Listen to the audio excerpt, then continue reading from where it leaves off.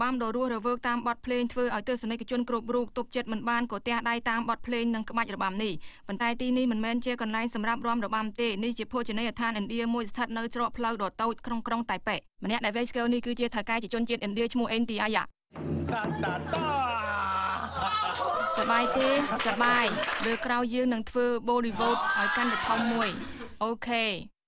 គាត់មកតៃវ៉ាន់ជិត15ឆ្នាំដំបូងគាត់ចូលចិត្តវប្បធម៌តៃវ៉ាន់ហើយមករៀនភាសាចិននៅតៃវ៉ាន់ក្រោយមកគាត់នឹករលឹកដល់ម្ហូបនៅស្រុក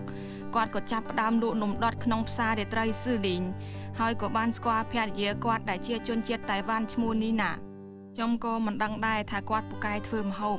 ដូច្នេះនាងធ្លាប់ញ៉ាំម្ហូបគាត់លក់នៅផ្សាររាត្រីមែនទេចាមែនហើយពេលនោះមានអារម្មណ៍ថាឆ្ងាញ់ណាស់ក្រោយមកខ្ញុំក៏ជំរុញគាត់ឲ្យលក់នំដុតនេះ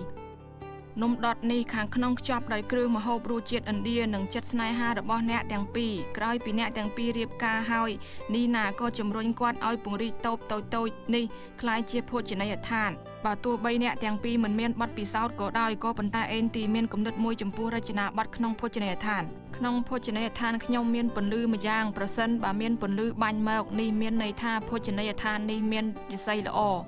ពួកជនជាតិឥណ្ឌាក៏ជឿជាក់និងយកចិត្តទុកដាក់ទៅលើរាសីដែរដូច្នេះរចនាប័ទ្មខាងក្នុងមិនត្រឹមតែមានម៉ូដឥណ្ឌានោះទេនៅមានអត្ថន័យផ្សេងទៀតកញ្ចក់គឺសម្រាប់នាំមកពន្លឺឯរូបបាសីឋានសួគ៌គឺតំណាងសន្តិភាពនិងក្តីរីករាយឯព្រះឥណ្ឌាគឺថែរក្សាមនុស្សក្នុងភោជនីយដ្ឋានគ្រប់រូបឲ្យមានសេចក្តីសុខ